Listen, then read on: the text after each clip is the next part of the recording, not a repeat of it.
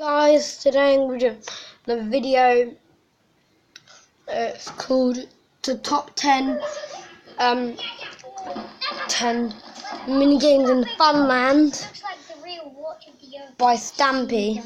Expert at gymnastics. And sorry about that, guys, but that advert is rubbish. Hello, this is Stampy, and welcome to my personal top 10 favourite minigames in my Funland. I'm going to be basing this list on how fun they are to play, how good they look, and how memorable the videos building and playing them were. So let's get started. My 10th favourite minigame is Whale of a Time, and this game would have probably ended up higher, but it sadly no longer works properly since a recent update. But the game involves you being launched out of the blowhole of an orca and then trying to land in different colour squares. And flying up to the top of my world and frantically guiding yourself down is really exciting, and then when someone dies from missing their target is absolutely hilarious. I also think that the orca theme matches the gameplay perfectly. My 9th favourite minigame is Tool Trade. Despite being one of my slowest paced games, it's probably the one that requires the most thought. It's basically a simple card game made inside of Minecraft. It's now even better than when I built it in my videos because I added 2 more item frames that allows for more trades. And then when we had the tournament, we had some really close games and a very funny moment when I accidentally cheated. My 8th favourite minigame is Flop.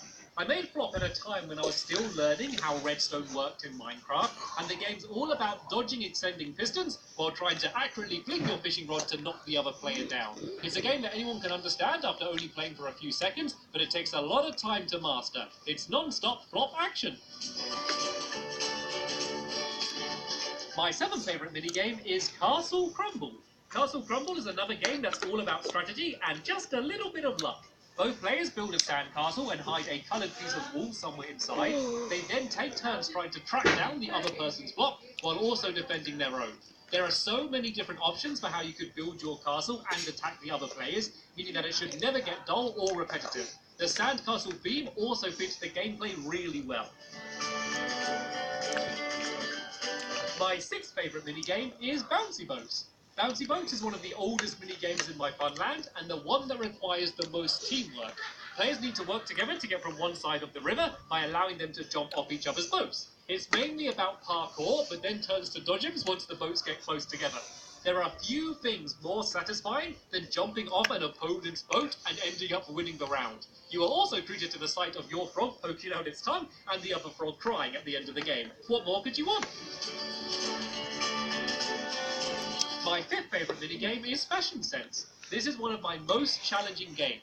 Players take it in turns trying to remember 2 outfits that quickly slide past a doorway, and then try dressing armour stands with the same outfits. It sounds easy, but trust me, it's not. I'm really proud of the redstone and just how easy the game is to set up and play. It's also just as fun to play by yourself. My 4th favourite minigame is Broth Brawl. Minigames don't get much simpler than Broth Brawl. All players jump into a giant cooking pot and try and knock each other off huge vegetables and into the water. Despite the simplicity, Broth Brawl is always intense and hilarious rounds come frequently. It is just as fun playing with 2 players as it is with 8. It's one of my most striking minigames to look at and one we always keep going back to. My 3rd favourite minigame is Sharky Shark. Sharky Shark is a game that's all about hooking a minecart or shark onto your boat. The fun in Sharky Shark is all about the back and forth gameplay that happens all the time. With 2 equally skilled players, rounds can last a surprisingly long time, and they're full of comebacks and moments where it looks like someone is definitely going to win. The mini boats in Wavy Sea also help make it one of my best looking minigames in my Funland.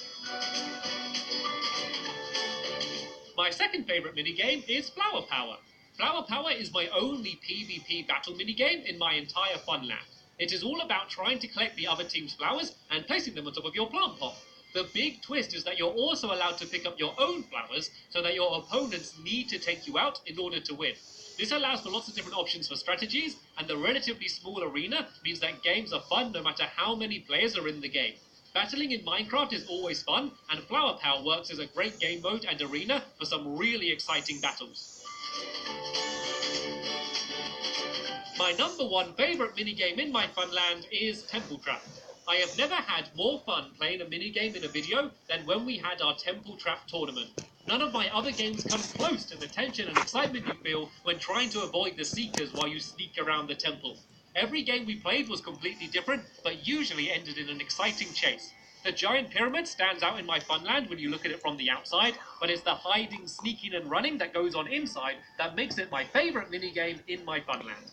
These are just my personal top 10, but everyone has their favorites. Even if you haven't played them all, I'd still love to hear which ones you like best, so feel free to share them in the comments. Hopefully you enjoyed this top 10 video, and I'll see you later.